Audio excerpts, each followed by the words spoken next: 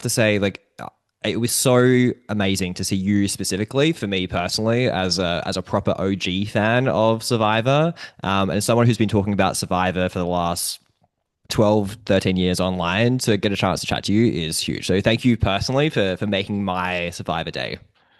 My pleasure, and I love Australia. So, just bring me down there anytime you want an in studio. Yeah, please, 100%. Jenna, I want to talk to you a little bit about that first moment. Obviously, you've got the call, you're on the plane, you fly over to Fiji, you're on the beach with Jeff. This is 50 years removed from the very first experience, day one in Borneo, now to day one here on season 50.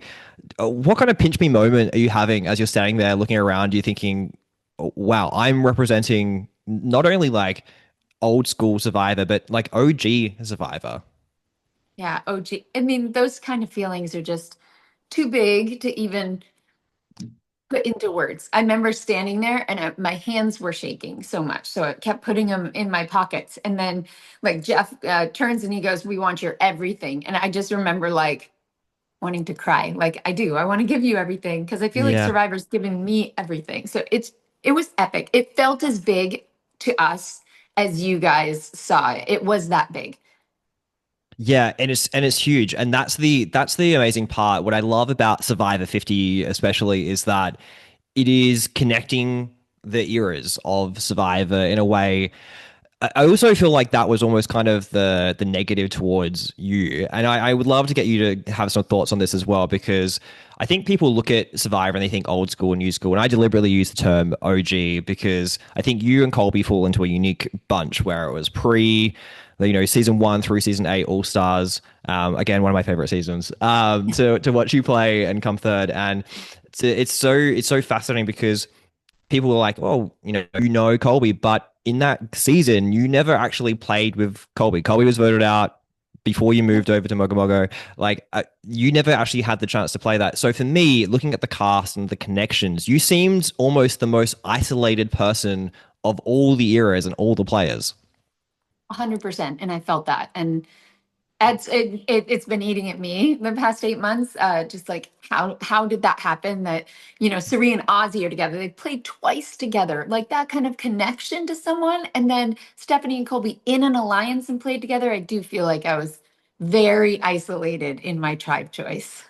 Yeah, I know. And so when you get out there, I know you've spoken about in other interviews about, pre-game alliances and connections that people Yeah. have. Yeah.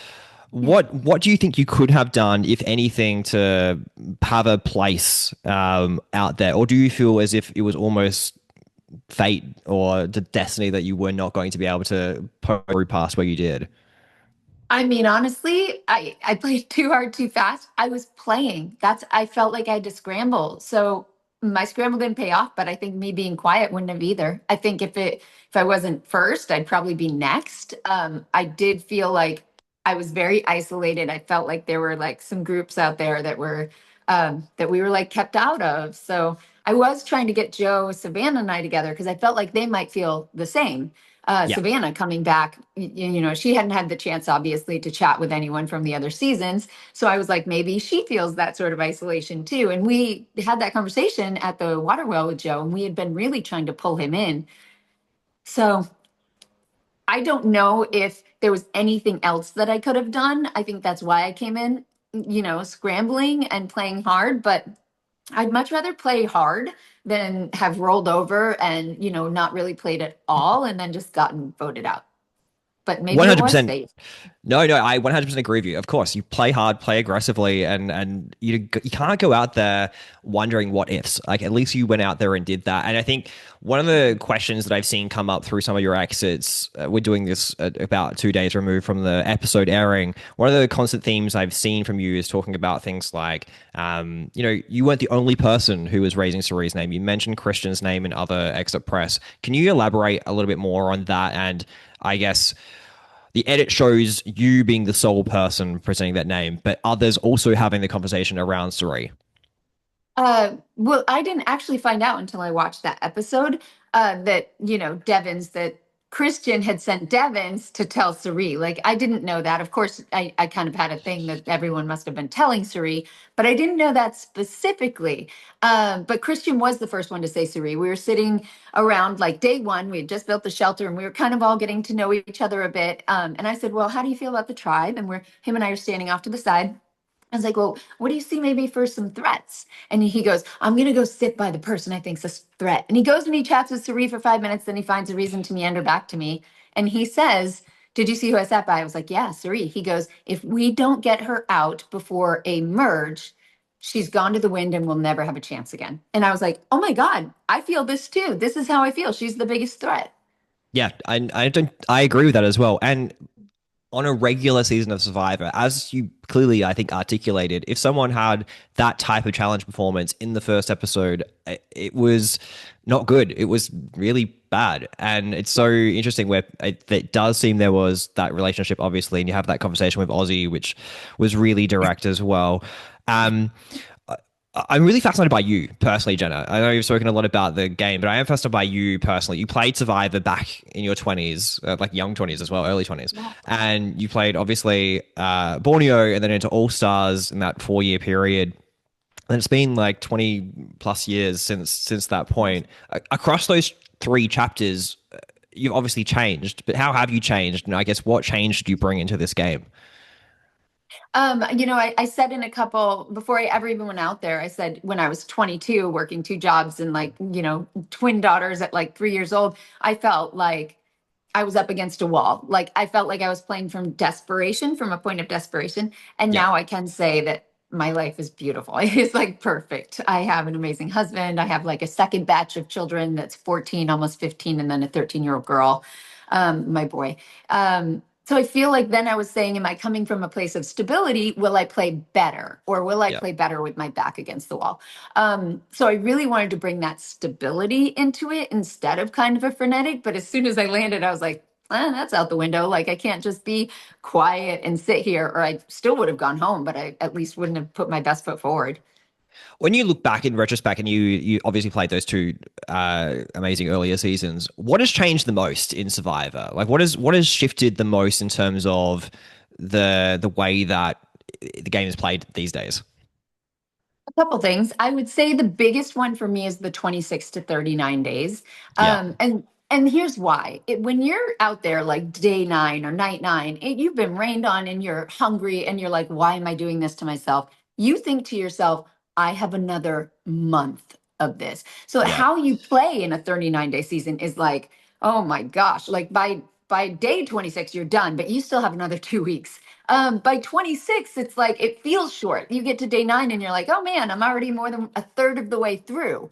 yeah, So that's a big mental edge, I think, with the 26 days. And here's to do with the 26 day era. They didn't even want to put like anything on the ground to raise you off the dirt. I was like, you guys just sleep in the dirt, huh? They do. I think yeah. they saw it on Dee's tribe when she said it. Yeah, no, they do. A lot of them sleep in the dirt or on the beach. It's like it's a very different. It's very different in terms of how they do that now as well. It's so funny you mentioned that as well. I am a Survivor nerd. But I'm pretty sure you played 27 days on your first season, right? I And did. so Hmm. to have a whole season where you were second on the jury, I believe, on that season, Yep. and well, I'm really showing my age. You. And second on that season, and 20 second on the jury on that season, and obviously that's 27 days to have played and got to a pre-merge, sorry, to a merge period, and still like had all this game left. It's interesting in terms of how that, Yes. I guess, that dichotomy shifts and how you can play it as well. If you could go back and tell uh like young Jenna, the Jenna who stepped onto the Borneo beach, everything that you've experienced now about this Survivor experience, like what would you say to her? Like, well, how has Survivor shaped your life and existence? And I think I've said this before, it gave me a confidence I never had. I went out there in the first couple votes, I was kind of like with Gretchen and I was like under her wing and not really. And then I get my feet under myself and I start making better decisions. And then on All Stars, it was like I made the right decisions. Yeah. Um, I got to third. Obviously, everyone's like, take out Boston Rob before, but if I could break that down for an hour for you, that it was impossible. And not just because he's some great challenge. It's like, anyway, I came into it after Boston Rob and Tom and Alicia had their own thing going on. So if I'd have in any way gone after Rob, it would have come back. But anyway, I think confidence. I was very unsure of myself and my decisions, I think, going in. And I kind of have that imposter syndrome, like maybe I don't belong here. And everyone had that about me in All Yeah. Stars. And then I made it all the way to the final three. So I think that gave me the confidence just in myself. Can I ask, in terms of obviously opportunity to come play Survivor, you had a great season at All Stars. As you said, you were third. And that was a final two that season with Amber and Rob at the end. Have you had opportunities? Has Survivor come up across the path over the past 20 years that, maybe there's seasons to go back on, but hasn't necessarily aligned? Yes, I think I was an alternate I think, Heroes versus Villains, Yeah. which is very interesting to me because they never told me which tribe I would have been. Yeah. What do you think would have I'm, been? I'm pretty sure I would have been a villain. Yeah. And I know now I would be a villain. Yeah. Because those early players, we play with a level of sass that they Yeah. just don't have nowadays.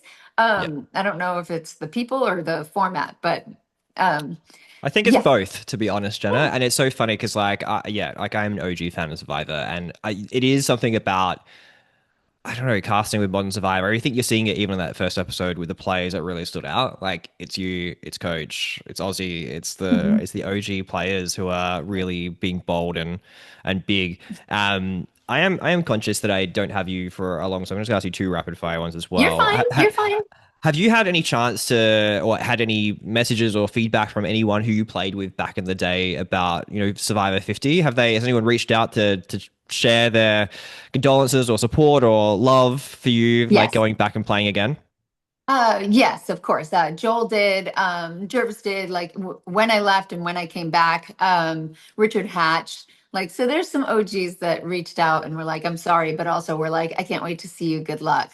Yeah, no, I love that. And look, as I said, I've been talking about Survivor Online for like 13 years. I have been lucky enough. I got to interview Richard many years ago, and I so love him. you're my second Borneo person, OG. which is pretty bad. But it's also like yeah, I have such love for that season. Like I do rewatch Borneo probably every like second year, third year. Like I have watched it probably 6 or 7 times at this point. It is Oh my so good. I gosh. just love it. I That's think a it's lot. good. I think it's good just as like a nostalgic trip back and you watch it and you think, wow, it's so different. Survivor is so different then than it is now. Jeff, for example, is so different. What are the differences Yeah. that you notice between Jeff from season one and season eight compared to season 50? What are the differences I noticed? Yeah, personally. Um, I feel like he wants the people on these seasons to succeed. I felt like maybe on All Stars they were trying to kill us. And I thought they were trying. I do. I think that like they left Saboga Yeah. out on our own little island while everyone else was on another one by ourselves in a hurricane. Now they evacuate. But I do feel like Jeff then really wanted to prove to everyone that was watching that it really was. We're not on a soundstage. Like it's hard out here, and I think he wanted to show that and prove it. And I think nowadays he's like a little more, let's not kill anyone. Let's make it a little bit more about the strategic game. Let's keep everyone safe but uncomfortable. So I think that's a big difference. I 100%. It's a lot more safer, and I'm sure there's legal reasons around that as well in Uh, 2026 compared to yeah, 2001. What you can get away with in terms of the conditions and everything else. But no, for sure. it is huge. Jenna, I always love to wrap these chats up by just talking about the concept of gratitude. Gratitude for me is such Yes. a big part of my life, and I'll start because I just need to say I am so grateful for you personally and your cast, not only on Borneo but also on All Stars because without the foundation building the house, we don't have season 50. We don't have Australian Survivor. We don't have UK Survivor. We don't Oh, that's have New true. Zealand Survivor, South African Survivor, Israel Survivor, like Turkish Survivor. There is no Survivor globally without the 16 Americans that landed on the beach back in 25 years ago in Borneo. And that is such is for me personally it has shaped my life in such a weird way. Like my regular job, I'm a teacher and I run and I do marathons and like do things that I love. But Survivor's always been kind of that nerdy little thing on the side that I do here, chat to people like you. And I feel so grateful for that 16, especially because you guys created the legacy of what Survivor has built the house on. So that's my thing that I'm grateful for you. What are you grateful for from your own experience playing again, but I guess more holistically being part of the Survivor?